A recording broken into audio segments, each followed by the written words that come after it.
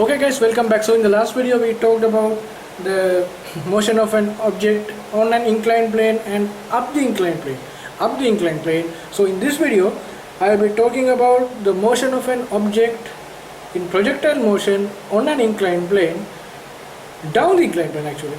It is starting from it is actually making the projectile motion is within an inclined plane, but it is now the object is coming down from the top position in the inclined plane to the down position of the inclined plane. So that will be discussed in this video. So if I take another inclined plane like this,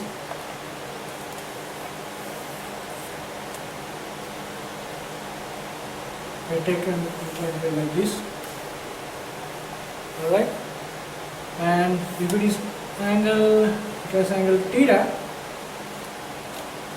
as in the last video, and if I take some arbitrary point here and put a velocity v and at an angle alpha down the inclined plane, velocity v here, this is alpha, right? This is alpha and this is theta now. Now this is not parallel actually, this is not parallel to the horizontal, I am just taking this inclined one. So the actual path will be like this, the parabolic path. It is now coming in this way instead of going up. So I will take the initial position here as A when t equals 0 and the final position here as B when t equals t. Alright? So t equals t.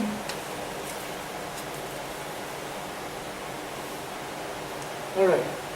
So I will mark some height, maximum height h here, and the range is here r.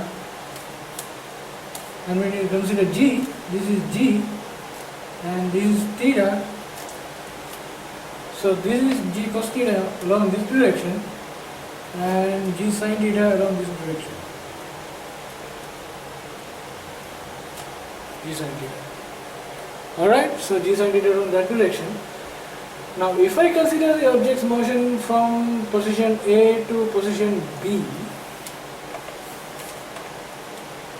A to position B, A to B, to find R, I need to find the total time taken by the object. Now the total time taken by the object in this motion may sometimes be equal. Now we have to find out whether that is equal to the time taken by the object when it is moving up the inclined plane. So in order to find out, we don't know the velocity at this point, so we have only one equation. We don't know the height or the maximum height, so we have only one equation in which the total vertical displacement is 0. So we can put S equals ut plus half at square. We want to make the vertical height 0. So the vertical height from here to here should be 0. So that should be perpendicular. The motion that is perpendicular. Motion that is perpendicular. So this is theta. I am drawing about the inclined plane. So this is the inclined plane. I am considering the motion that is perpendicular from A to B, from A to B. All right. So the vertical displacement of this object is 0. All right. So the vertical velocity of this object is v sin alpha. Times I have taken the time as t. Now what happens is g sin theta, g sin theta is along this direction. Now I have taken the positive direction to be this direction.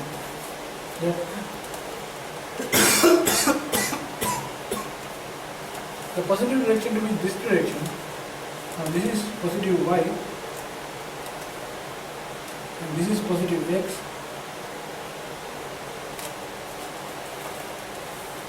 Right? This is positive x, that is down the inclined plane, because the object's actual motion is taken down the inclined plane, so it will be easy for me and for both for me and you to understand, for me to put the equation for you to understand the theory. And y perpendicular, this direction will be positive out of the inclined plane. So out of the inclined plane was, say, positive in the last example as well. So in this example, I will be taking the positive x direction or the positive horizontal direction along the vertical angle, inclined plane, but down the inclined plane. So in the last example, I took along the inclined plane, up the inclined plane, this direction. In this example, I am taking down the inclined plane. Alright. So the acceleration in this direction is now this is g cos theta, this is g cos theta,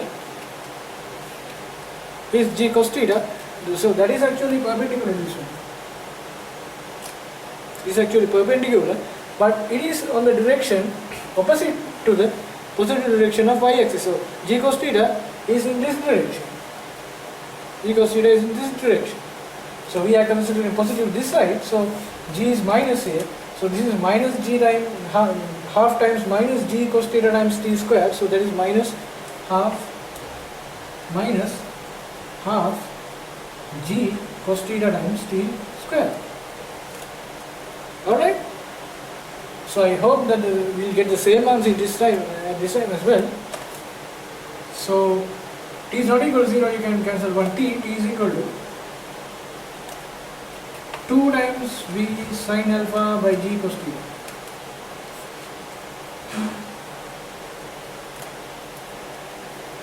Alright, t equals 2 times v sin alpha by g cos theta. So you will get the same answer as in the last video.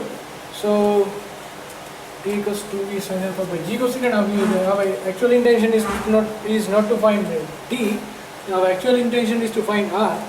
So to find r, I take the same range a to b, but now a to b, and in this instance I put s equals ud plus half a d square along the inclined plane, parallel to the inclined plane but down the inclined plane, parallel to the inclined plane but down the inclined plane, like this.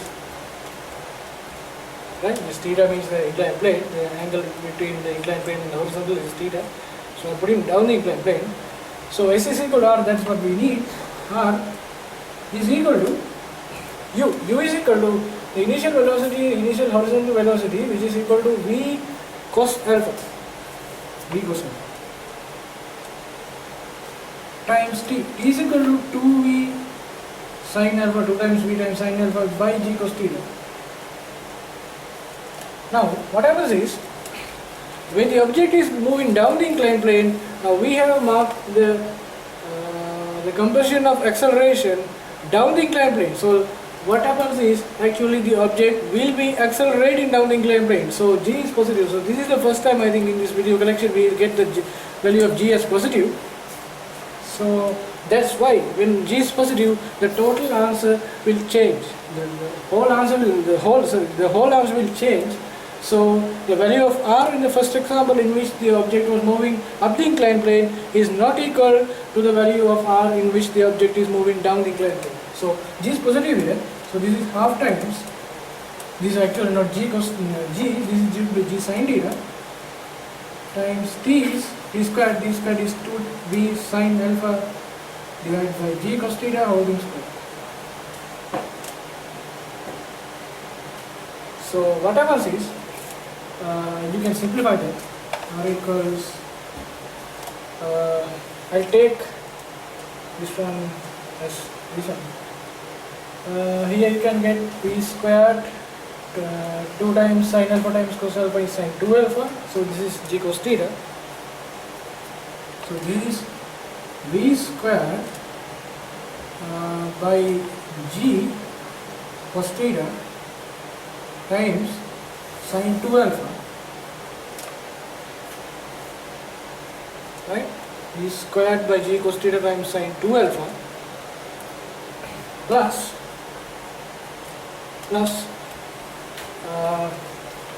half times g sin theta times g sin is equal to g sin theta by cos theta is tan theta times cos theta is tan theta divided by sec theta. So this will be v squared divided by 2v squared. So this is 2 is cancelled here, 2v squared divided by g here So this is cos theta here, tan theta here, and sine squared alpha.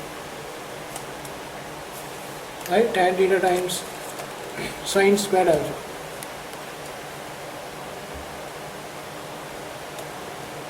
Alright, so we can simplify a bit as in the last example. So what happens is,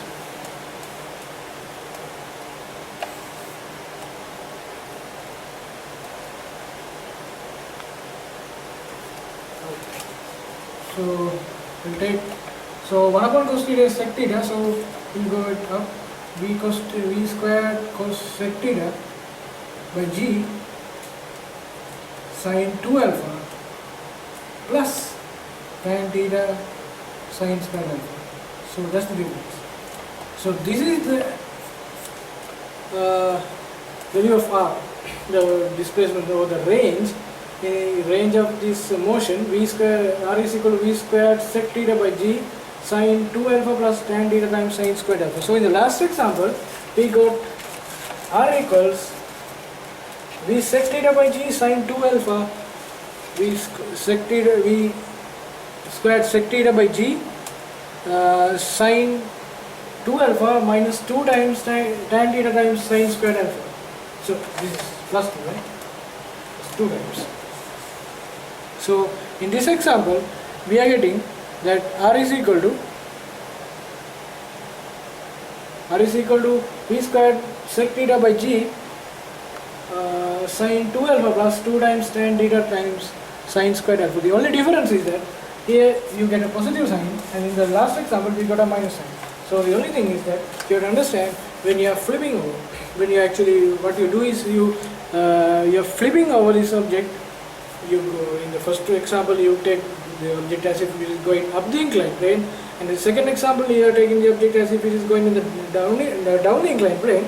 So only difference is that when you go up the inclined plane, you actually decrease the now r is decreased because sine 2 alpha minus something is r is less than the quantity. Now actually when comparing the ranges, if you keep theta and alpha constant, theta and alpha constant, the maximum range is achieved when the object is moving down the inclined plane, because in this when it is moving down the inclined plane you get a positive sign here, when it is moving up the inclined plane you get a minus sign here. So the maximum range is achieved when the object is moving down the inclined plane. So in this video I explained as to how the motion of an object, the parabolic or the projectile motion of an object on an inclined plane is occurring when it is moving down the inclined plane. So that will probably be the end of the collection of videos on projectile motion. So in the next videos I will be talking about some examples, and thanks for watching this video collection, and I will see you.